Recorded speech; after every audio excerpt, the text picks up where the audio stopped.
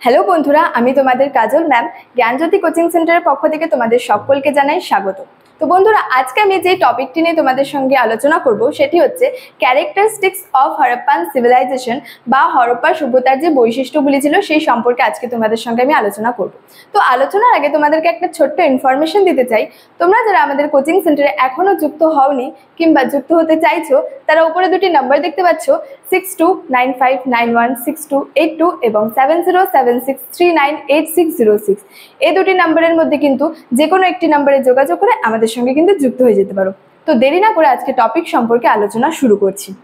তো বলেছে যে টপিকটা হলো হরপ্পা সভ্যতার যে বৈশিষ্ট্যগুলি ছিল সেই সম্পর্কে আলোচনা করবো কিন্তু। তো এখানে যে বিভিন্ন যে ঐতিহাসিকগণ ছিলেন বা যে প্রত্নতত্ত্ববিদগণরা যে ছিলেন, তারা হচ্ছে যে হরপ্পার বিভিন্ন যে বিভিন্ন নগরের যে কেন্দ্র থেকে যে প্রত্নবস্তুগুলির উপর নির্ভর করে কিন্তু এই সভ্যতার যে বৈশিষ্ট্যগুলি কিন্তু ধারণা দিয়েছেন এবং একে একে কিন্তু এই সভ্যতার বৈশিষ্ট্যগুলির সম্পর্কে আমি আলোচনা করব। তো ফার্স্টেই বলেছে হচ্ছে প্রায় ঐতিহাসিক যুগের সভ্যতা। তো হরপ্পা সভ্যতাকে কিন্তু প্রায় ঐতিহাসিক যুগের সভ্যতাও বলা হয়। মানে প্রায় ঐতিহাসিক যুগের যে সভ্যতা, এখানে প্রায় ঐতিহাসিক যুগে একটি অন্যতম বৈশিষ্ট্যর কথা বলা হয়েছে যে এখানে হচ্ছে লিখিত উপাদান তো থাকবে, কিন্তু সেগুলির কিন্তু পাঠোদ্ধার সম্ভব হয়নি। সেখানে হচ্ছে লিখিত উপাদানগুলি ছিল কিন্তু সেগুলির পাঠোদ্ধার সম্ভব হয়নি, তাই এই হরপ্পা সভ্যতাকে প্রায় ঐতিহাসিক যুগের সভ্যতা বলা হয়। এবং যে শিলমোহরগুলিতে সেখানে যে হচ্ছে সিন্ধুলিপিগুলি ব্যবহার করা হয়েছিল সেগুলির কিন্তু পাঠোদ্ধার সম্ভব হয়নি, তাই বলা যায় যে হরপ্পা সভ্যতা হলো প্রায় ঐতিহাসিক যুগের সভ্যতা। আচ্ছা, নেক্সট বলছে হচ্ছে তাম্রপ্রস্তর যুগের সভ্যতা। তো হরপ্পা সভ্যতাকে হচ্ছে তাম্রপ্রস্তর যুগের সভ্যতা বলা হয়, কারণ তাম্র বলতে বোঝায় এখানে তামা আর প্রস্তর বলতে বোঝায় হচ্ছে পাথর। তো পাথরের যে অস্ত্রশস্ত্র এবং যে যন্ত্রপাতি বা যে হাতিয়ার ছিল সেগুলির ব্যবহারের পাশাপাশি কিন্তু সেখানে তামার যে অস্ত্রশস্ত্র এবং কিন্তু হাতিয়ারের ব্যবহার কিন্তু ব্যাপকভাবে সেখানে বৃদ্ধি পেয়েছিল। তো তাই বলা যায় যে এই হরপ্পা সভ্যতা হচ্ছে তাম্রপ্রস্তর যুগের সভ্যতা, কেন সেখানে পাথরের হাতিয়ার এবং যে অস্ত্রশস্ত্র ছিল সেগুলি ব্যবহারের পাশাপাশি সেখানে তামা ও ব্রোঞ্জ দিয়ে যে হাতিয়ার বা অস্ত্রশস্ত্র যেগুলি হচ্ছে ব্যাপকভাবে কিন্তু বৃদ্ধি পেয়েছিল। আচ্ছা, নেক্সট বলছে হচ্ছে নদী কেন্দ্রিক সভ্যতা। পৃথিবীর যে বিভিন্ন প্রাচীন সভ্যতার মতো ছিল হরপ্পা সভ্যতাও হচ্ছে নদী কেন্দ্রিক সভ্যতা ছিল। সিন্ধু নদীকে কেন্দ্র করে কিন্তু এই হরপ্পা সভ্যতা গড়ে উঠেছিল এবং হচ্ছে সিন্ধু ও তার যে শাখা বা তার সিন্ধু ও তার শাখা এবং যে উপনদীগুলির তীরে কিন্তু এই সভ্যতা গড়ে ওঠায় কিন্তু এই সভ্যতাকে হচ্ছে নদী কেন্দ্রিক সভ্যতা কিন্তু বলা হয়ে থাকে। আচ্ছা, নেক্সট বলছে হচ্ছে নগর সভ্যতা। বিভিন্ন নগরকে কেন্দ্র করে এই সভ্যতা কিন্তু গড়ে উঠেছিল। যে নগরগুলিকে কেন্দ্র করে যে সভ্যতাগুলি গড়ে উঠেছিল, এই নগরগুলির মধ্যে হচ্ছে গুরুত্বপূর্ণ বা যে উল্লেখযোগ্য ছিল হচ্ছে হরপ্পা এবং মহেঞ্জোদারো। এবং এই দুটি হরপ্পা এবং মহেঞ্জোদারো ছাড়াও কিন্তু সেখানে বিভিন্ন হচ্ছে নগর ছিল, যেমন হচ্ছে চানহুদারো ছিল, রংপুর ছিল, লোথাল, তারপরে হচ্ছে কালীবঙ্গান, তারপরে হচ্ছে আলমগীরপুর প্রভৃতি নগরগুলিকে কেন্দ্র করে হচ্ছে এই সভ্যতা হচ্ছে গড়ে উঠেছিল। তাই এই সভ্যতাকে হচ্ছে নগর সভ্যতাও কিন্তু বলা হয়ে থাকে। নেক্সট বলছে হচ্ছে রক্ষণশীল যে মানসিকতা। এটা হচ্ছে নেক্সট, মানে রক্ষণশীল মানসিকতা, মানে সেখানে যে তাদের যে মানুষ নতুন কিছু যে গ্রহণ করার, যেমন হচ্ছে উন্নত হচ্ছে সেচ ব্যবস্থা বা নতুন কিছু গ্রহণ করার মতো কিন্তু মানসিকতা তাদের মধ্যে কিন্তু দেখা দেয়নি। তাদের মতে হচ্ছে যেটা যেমন চলছে সেটা হচ্ছে তেমনই চলবে, মানে তারা এই নিয়মেই বিশ্বাস করতো যে যেটা যেমন চলছে তেমনই চলবে, তারা হচ্ছে এই নিয়মে বিশ্বাস করতো। আচ্ছা, নেক্সট বলছে সর্বত্র হচ্ছে একই রকমের হচ্ছে জীবনযাপন। তাদের যে জীবনযাত্রা এবং সংস্কৃতিতে কিন্তু সর্বত্র একই রকমের জীবনযাপন কিন্তু লক্ষ্য করা গিয়েছিল।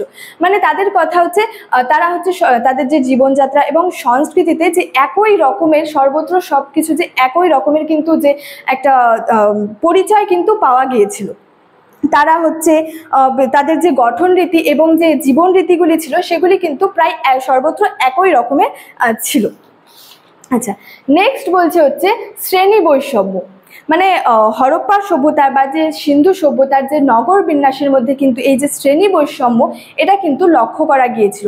মানে সেখানে হচ্ছে যে দুর্গ এবং যে ছোট ছোট ক্ষুদ্র যে ঘরগুলি ছিল সেগুলির কথা বলা হয়েছে, এবং এই যে দুর্গগুলিতে এগুলিতে হচ্ছে শাসক শ্রেণীরা বসবাস করত, এবং বলা যায় যে সেখানে যে মাঝারি যে ঘরগুলি ছিল সেখানে হচ্ছে এই ব্যবসায়ী, তারপর হচ্ছে এই পুরোহিতরা, এই যোদ্ধারা এখানে কিন্তু বসবাস করত, এবং যে ক্ষুদ্র ক্ষুদ্র ঘরগুলি ছিল এখানে হচ্ছে শ্রমিক শ্রেণী বা যে দরিদ্র শ্রেণীর যে মানুষজন অধিবাসীরা তারা হচ্ছে বসবাস করত।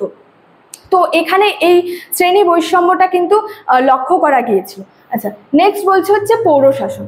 তো বিভিন্ন যে প্রত্নতাত্ত্বিক এবং যে প্রত্নতত্ত্ববিদগণ এবং যে ঐতিহাসিকরা ছিলেন তারা এখানে বলেছেন যে এখানে একটি হচ্ছে কেন্দ্রীভূত হচ্ছে পৌরশাসন ব্যবস্থা কিন্তু মানে পৌরশাসন আর কি ব্যবস্থা প্রচলিত ছিল, এবং এই পৌরশাসন ব্যবস্থা যে প্রচলিত ছিল তারা এখানে হচ্ছে কি ধরনের শাসক শাসন পরিচালনা করতেন সেই সম্পর্কে ঐতিহাসিকরা কিন্তু একমত ছিলেন না, মানে সেই সম্পর্কে ঐতিহাসিকদের মধ্যে ভেদাভেদ ছিল।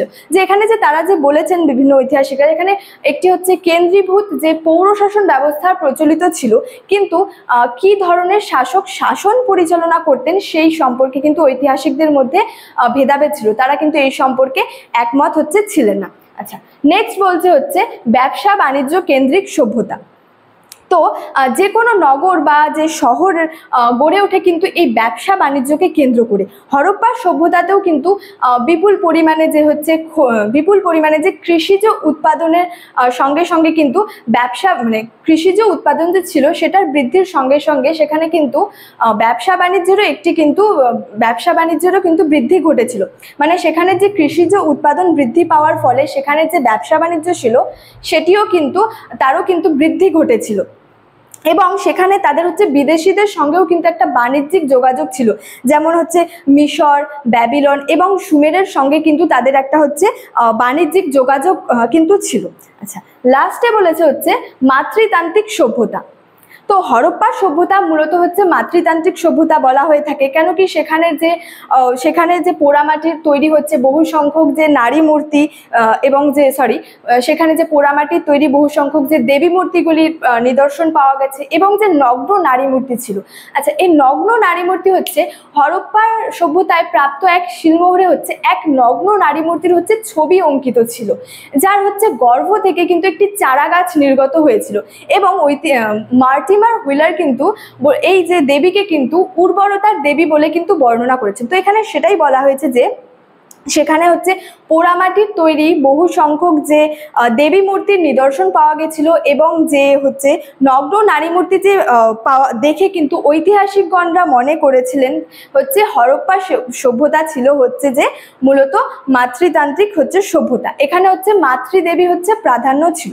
তো শেষে এটুকুই বলা যায় যে হরপ্পা সভ্যতার এই যে প্রত্নতত্ত্ববিদগণ বা ঐতিহাসিকরা যে ছিলেন এগুলি বৈশিষ্ট্যের কথা কিন্তু তুলে ধরেছেন, এবং হরপ্পা সভ্যতার সিন্ধু লিপির পাঠোদ্ধার হলে কিন্তু আমরা এই হরপ্পা সভ্যতার কিন্তু আরও নতুন নতুন বৈশিষ্ট্য সম্পর্কে জানতে পারবো।